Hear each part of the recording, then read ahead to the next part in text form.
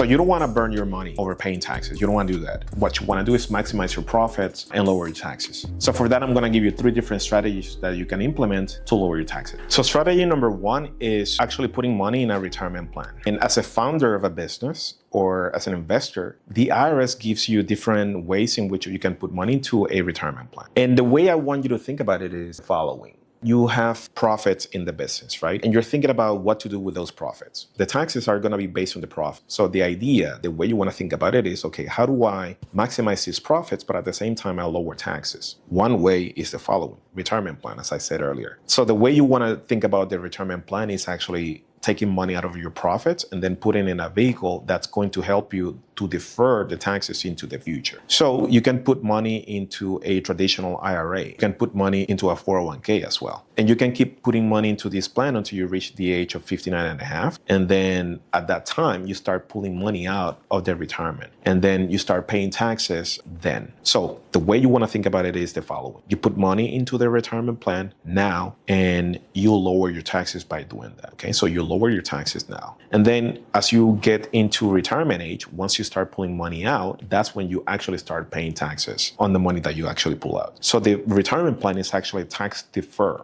It's not a credit, but it's going to allow you to save money in taxes now, and then you pay taxes in the future. That's how it works. Strategy number 2, investing in real estate. This is actually one of my favorites. And the reason for that is that real estate historically is a tax shelter, and you benefit by investing in real estate in 3 different beautiful ways, right? Number 1 is, let's say that you invest in multifamily or commercial or single family. You get rental income. With the rental money, your tenants pay you. You cover the mortgage note, right? You cover taxes, you cover maintenance, repairs, etc. So you have cash flows. The good thing about the cash flows is the taxation on the cash flows from rental income is very minimal. Number 2, you have depreciation, which is a non-cash expense. So the way depreciation works is you get a tax break from the IRS by taking the life of the property. That's going to give you a deduction, right?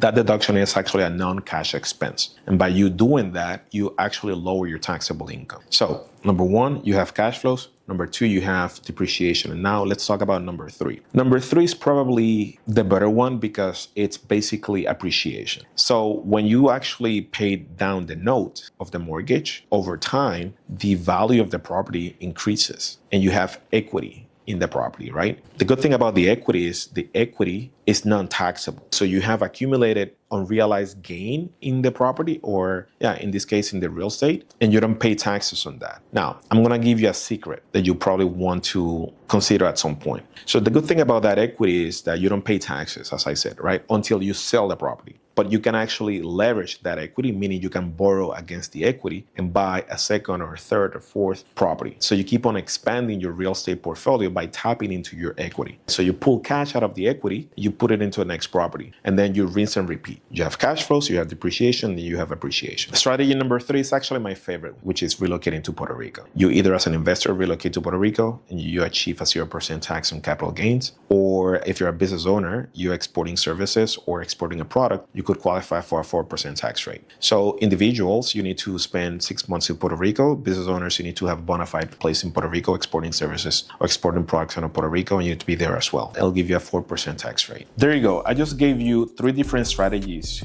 that you can consider to lower your taxes. Remember, founders and investors are great at hypergrowth, right? They're focusing on making money and growing the business. But oftentimes, they don't plan for taxes the right way. They do it at last minute. April 15th, if you will. You don't have to be that person. You can invest in real estate, you can put money into a retirement plan, or you can relocate your business to Puerto Rico.